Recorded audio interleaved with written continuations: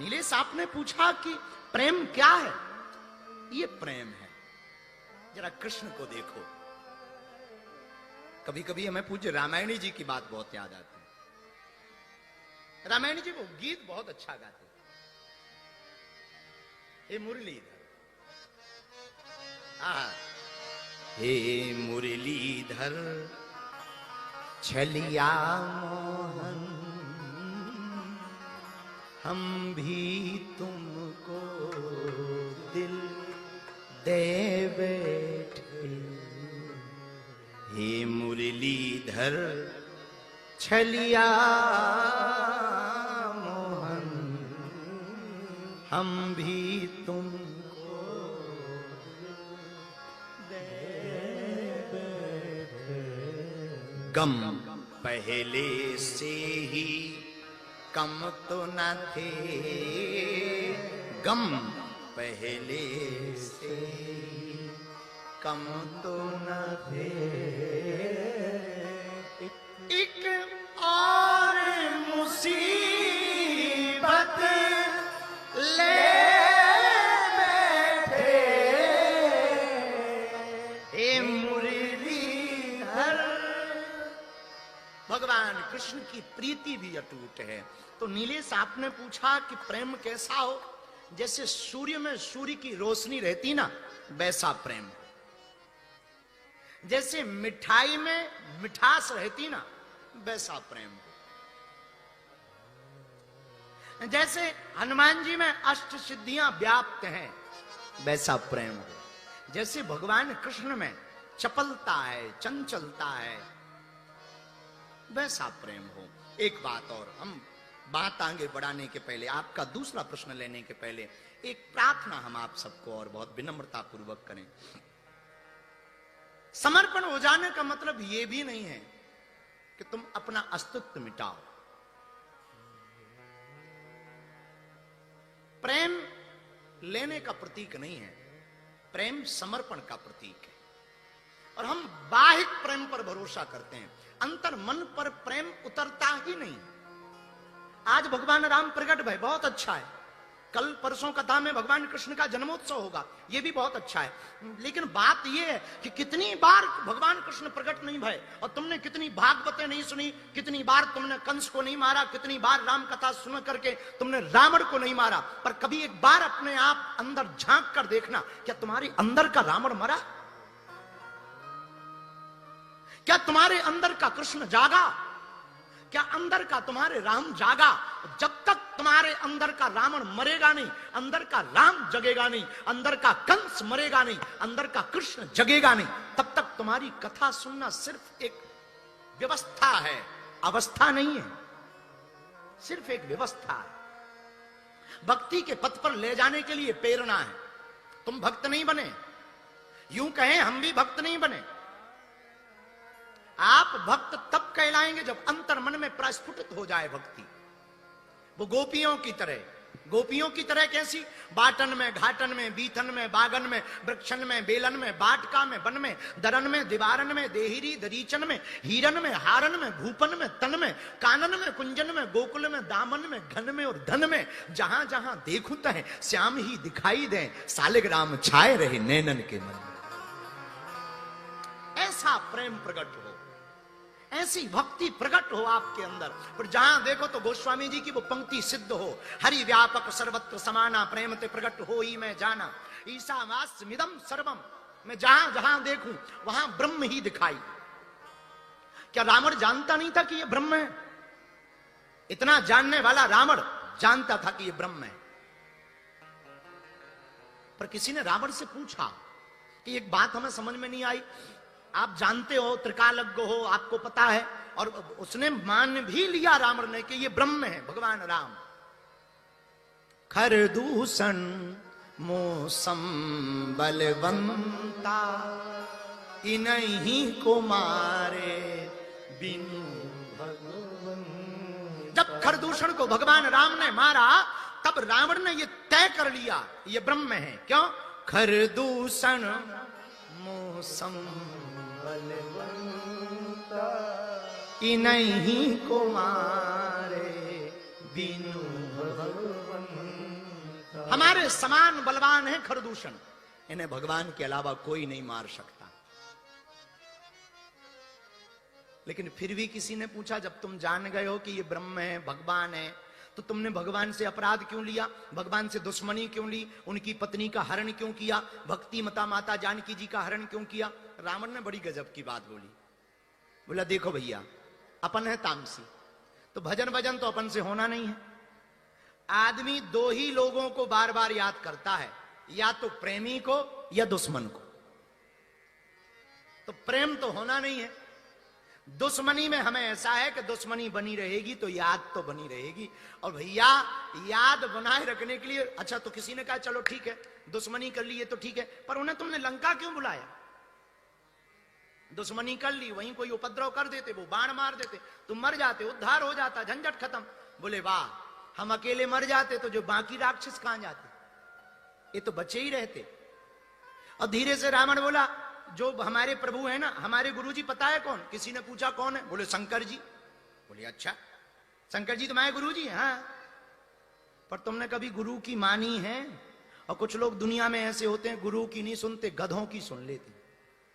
हाँ, हमें भरोसा है, हमें भरोसा। एक बार दो चेले हमारे पास आए। अब ये नहीं बताएंगे कि वो भिवंडी के ही थे, पर थे। दो चेले आए, रात का समय, प्रणाम किया, हमने कहा कल्याण हो, भला हो, भला। और सुनाओ, सब ठीक है? हाँ सब ठीक। रात हो गई, हमने कहा रात हो गई, बात भी हो गई, एक काम करो, थोड़ी सी मुलाकात भी हो गई, सुबह जाओ।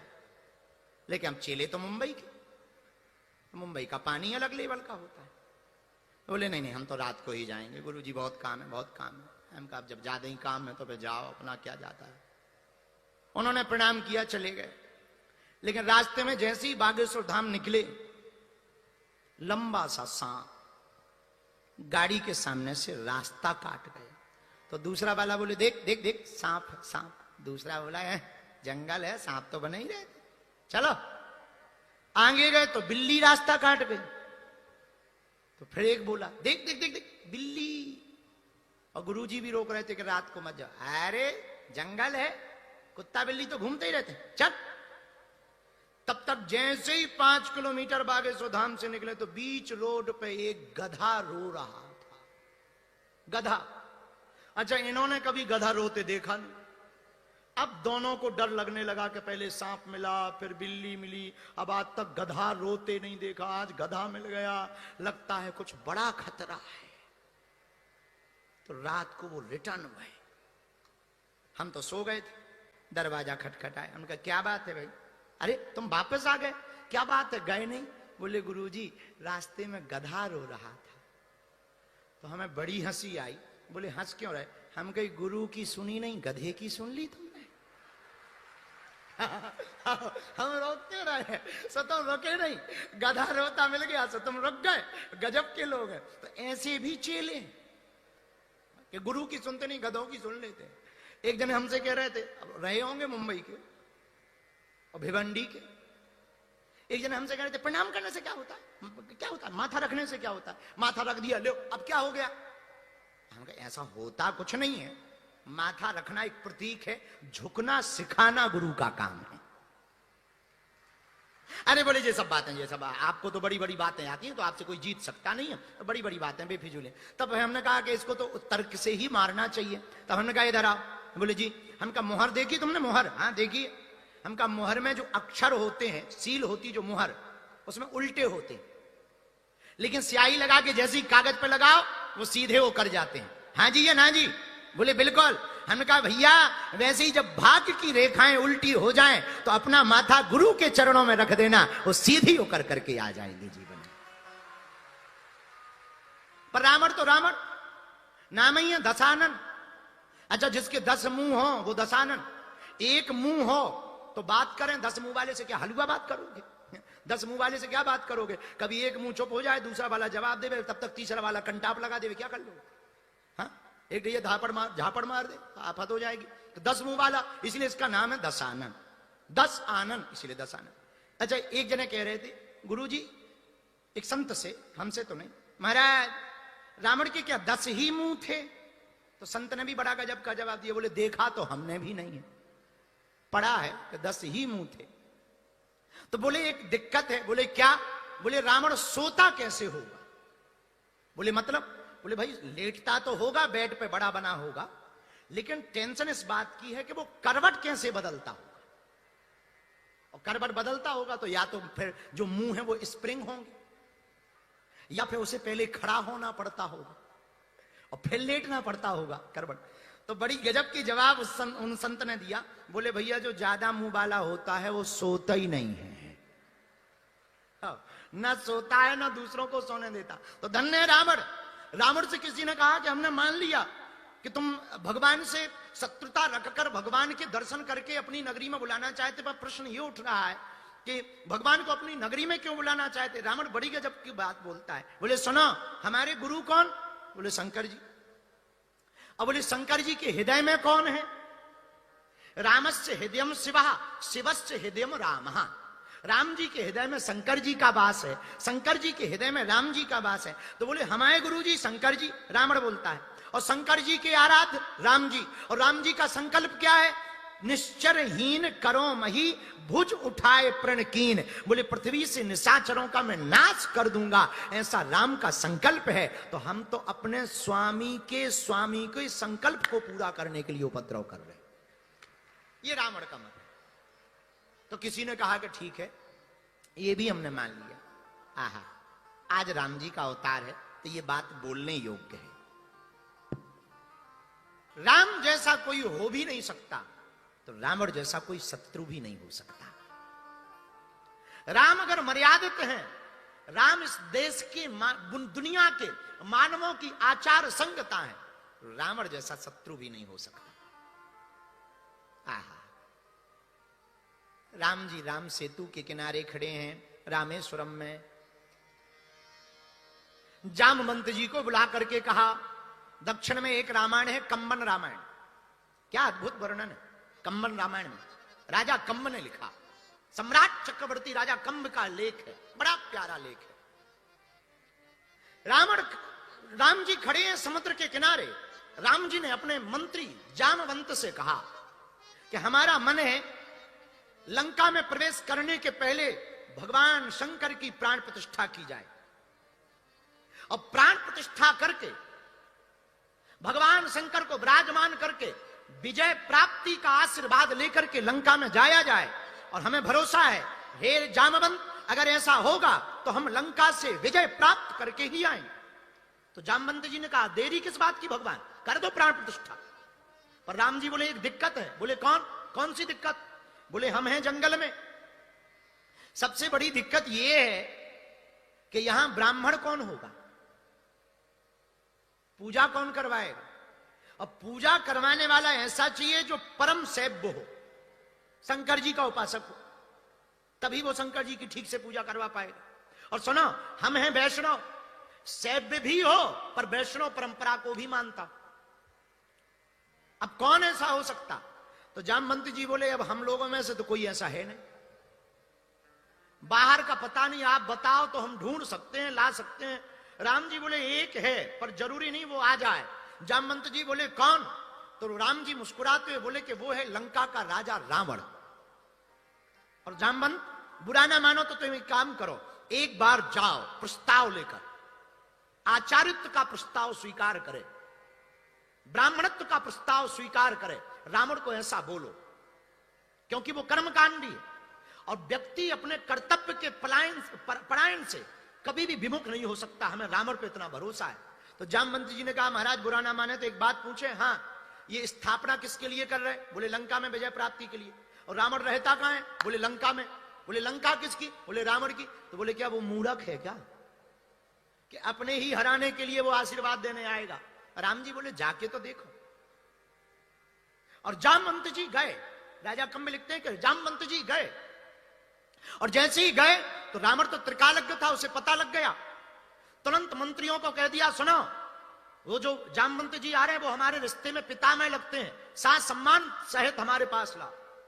सम्मान के साथ सबने हाथ जोड़कर प्रणाम किया। जामवंत जी को राज दरबार में जहां रावण बैठा हुआ था सिंहासन के ऊपर, नवग्रह सामने बैठे हुए हैं, काल के ऊपर पैर रखे हुए, काल बंधा हुआ है, उल्टे शनि लटके हुए हैं, और व्यवस्थाओं को देख करके पितामह जामवंत जी चकित रह गए। रावण विशाल काय शरीर वाला, चलत दशानन डोलत अपनी, रावण बैठा है। और जैसे ही रावण ने जामवंत जी को देखा, जामवंत जी ने रावण को देखा, दोनों ने अभिवादन किया और रावण ने प्रणाम किया। आओ भगवान, आओ पितामह भगवान, आओ आओ। कैसे आना हुआ? तो जामवंत जी बोले, रावण, हमने सुना है कि तुमसे बड़ा कोई सैव्य नहीं है, और सच भी है, परम सैव्य हो तुम। और हमारे जो स्वामी है ना श्री राम, उन्होंने भगवान शंकर के प्राण प्रतिष्ठा का संकल्प लिया है, और हमारा और उनका मंतव्य है कि उस प्राण प्रतिष्ठा के आयोजन का कार्य आपके हाथों से, आप उसको पूर्ण करवाओ। तो अब रावण से जरा सीखना, क्या गजब का था रावण। मुस्कुराता हुआ कहता है, क्या तुम्हारे जो स्वामी राम हैं वो लंका के राजा रावण को हराने के लिए शंकर जी की प्राण प्रतिष्ठा करवा रहे हैं? जामवंत जी बोले, ठीक पहचाना।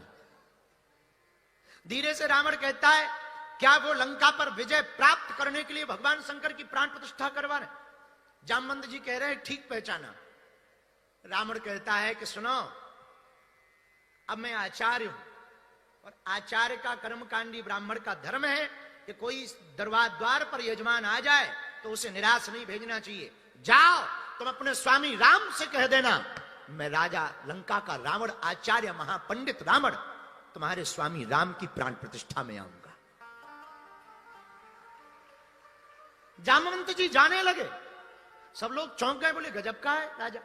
जब जाने लगे तो धीरे से रावण ने पूछा, एक बात बताओ पितामह जामवंत जी, हमारे यजमान के पास सामग्री तो पूरी है, कोई कमी तो नहीं है? जामवंत जी भी शब्दों के बड़े खिलाड़ी थे, हाथ जोड़ के बोले, और तो सब सामग्री है, बस घरवाली कोई लंका का राजा हरण करके ले गया, घरवाली नहीं है, बाकी पूरी व्यवस्था है। तो रावण के शब्द सुनना, क्या गजब का रावण है। रावण मुस्कुराते हुए कहता है, पितामह चिंता ना करना, हमारे यजमान से कह देना कि भले ही हम कुछ देर के लिए लंका के राजा रावण से उधार मंगा करके लाएंगे उनकी धर्म पत्नी को, पर वो जिम्मेवारी आचार्य की होती है कि कोई सामग्री की कमी पड़े तो आचार्य का धर्म है कि यजमान के उस यज्ञ में सामग्री की पूर्ति करवाना। और सुनो, पहुंचो, प्रातः काल ब्रह्म मुहूर्त का है, प्राण प्रतिष्ठा का समय, आप तैयारी करो, हम आते हैं। इधर रावण ने खबर भेजी, अशोक वाटिका में माता जानकी जी के पास में तुरंत अपने पुत्र मेघनाथ को बुलाया। मेघनाथ से कहा, सुनो, जाकर के किशोरी जी से कहो, श्री जानकी जी से, सीता से, कि तुम्हें हमारे साथ चलना है, और तुम्हारे पति ने प्राण प्रतिष्ठा समारोह रखा है। और कथा कहती है कम्मन रामायण की कि रावण अपने विमान पर जानकी जी को लेकर के गया और समुद्र के किनारे उतरा, तो भगवान राम ने रावण को आते ही देखकर दंडवत प्रणाम किया, क्योंकि आचार्य को प्रणाम किया। और जैसे ही प्रणाम किया तो शब्द सुनना रावण के, विजयी भवा, विजयी हो, यशस्वी हो, कहो यजमान राम तैयारी पूरी है। राम जी रघुनाथ जी कहते हां तैयारी पूरी है, पर धीरे से बोले बस जोड़ा नहीं है। तो रावण भी इशारे में कहता है, हम उधार उठा करके ले आए लंका के राजा रावण से, क्योंकि अभी आचार्य पंडित महापंडित रावण है, लंका के राजा रावण से उधार ले आए, जाओ साथ सम्मान सहित लेकर आओ। श्री किशोरी जी उतरी, भगवान ने प्राण प्रतिष्ठा की, भगवान शंकर प्रकट भय प्राण प्रतिष्ठा के मध्य में, रावण ने नाम रखा। नामकरण करने के बाद जैसे ही जाने लगे तो राम जी ने हाथ जोड़े, हे आचार्य, हम वनवासी, दक्षिणा देने योग्य हमारे पास कुछ नहीं, फिर भी जो आचार्य की आज्ञा होगी आपका यजमान यथोचित स्थिति अनुसार दक्षिणा देने की सामर्थ्यता करेगा और सेवा करेगा, आप आज्ञा करें। आचार्य पंडित रावण भी मुस्कुराता हुआ कहता है, राम हमें पता है अभी तुम्हारे पास कुछ नहीं, राम तुम वर्तमान में हमारे यजमान हो, पर हमें पता है कि तुम कौन हो। एक काम करना, जब मेरी मृत्यु हो तो मुझे दक्षिणा में यही चाहिए, तुम मेरे सामने खड़े रहना। मुझे बस यही चाहिए कि जब मेरी मृत्यु हो तुम सामने खड़े रहना। भगवान श्री राम की आंखों में भी आंसू आ गए। ऐसा रावण, इतना महापंडित रावण, मेरे पागलो, हम रावण के पक्षधर नहीं है कि तुम कल से रावण की पूजा करने लगो।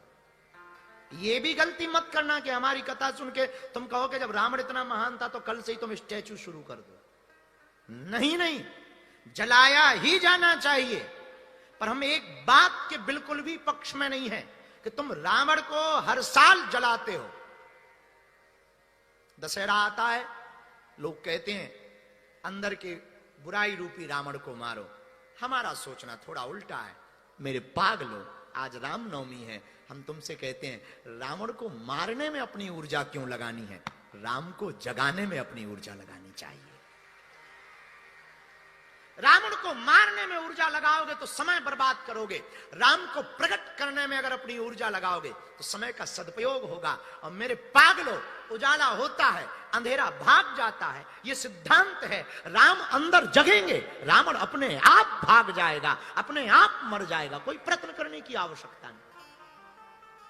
सीधा सा सिद्धांत है, अंदर के राम को जगाओ। इसलिए आज रामनवमी है। इस रामनवमी पर भगवान के प्रकट उत्सव पर पूरे विश्व को राम जन्मोत्सव की बधाई हो।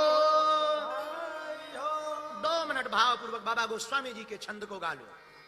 भय प्रगट कृपाला दीन दयाला कौशल्या हितकारी हर्षित महतारी मुनि मनहारी अद्भुत रूप विचारी अद्भुत रूप अजिए लोचन अभिरामा धनुगन शाला विजय आयुध भुज चारी भूषण वनमाला नयन विशाला शोभा सिंधु करारी शोभा सिंधु करारी शोभा सिंधु करारी। दोनों हाथ उठा करके गाओ।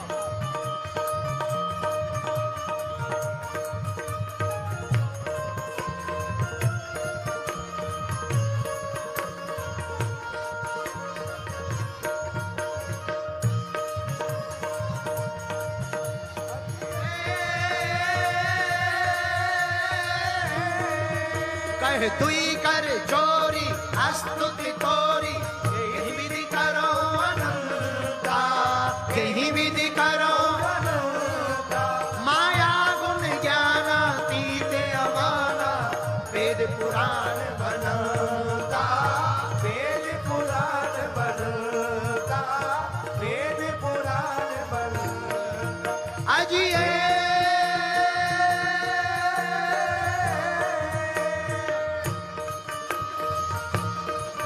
भगवान के प्रकटोत्सव की बधाई हो।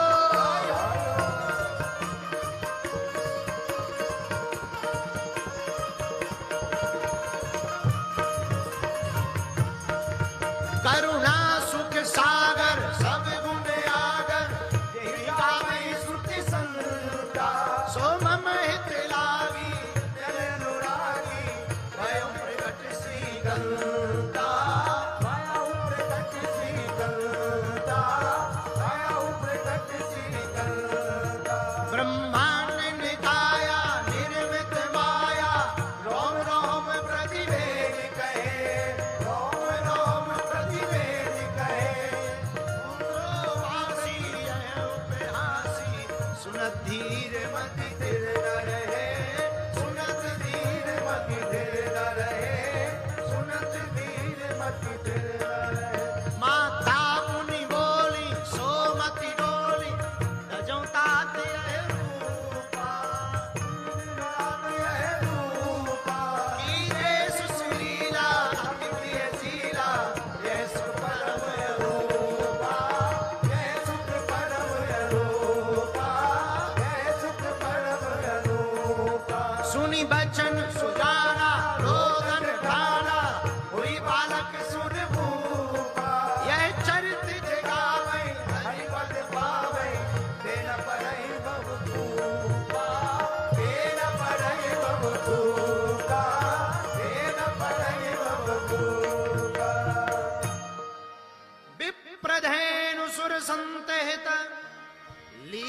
मनुज अवतार, निज इच्छा निर्मित तनु, माया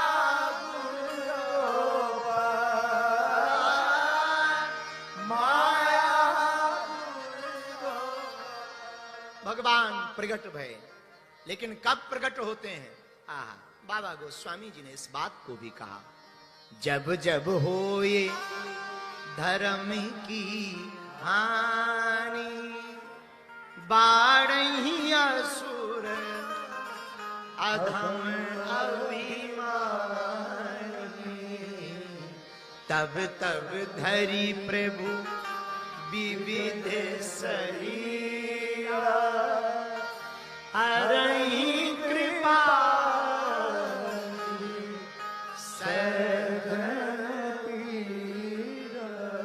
जब जब धर्म की हानि हो जाती, अधर्म बढ़ जाता, तब तब भगवान प्रकट होते। एक बात सुनो, परमात्मा प्रकट ना भी हो पाए, कुछ लोग प्रश्न ऐसा करते, महाराज जी अभी भी तो बड़ा अधर्म बढ़ गया है, देखो कितना पाप हो रहा है, देखो हाहाकार मचा है, कितने रेप हो रहे, कितनी डकैतियां हो रही, विश्व युद्ध छिड़ने की स्थिति बनी है, छोटे छोटे बच्चों पर अत्याचार हो रहा, तो क्या भगवान को दिखाई नहीं पड़ रहा? और भगवान प्रकट क्यों नहीं हो रहे? भैया कभी कभी जब मंत्री जी बहुत ज्यादा बिजी हो जाते हैं तो अपने पीए को भेज देते हैं, ये स्वभाव है। उसी प्रकार परमात्मा जब सुपात्र परिवार नहीं देख पाते कि हमें पहुंचना चाहिए, ऐसी परिस्थिति में हमारे पूर्ण परब्रह्म परमात्मा किसी महात्मा को भेज करके धर्म की रक्षा करवाते हैं।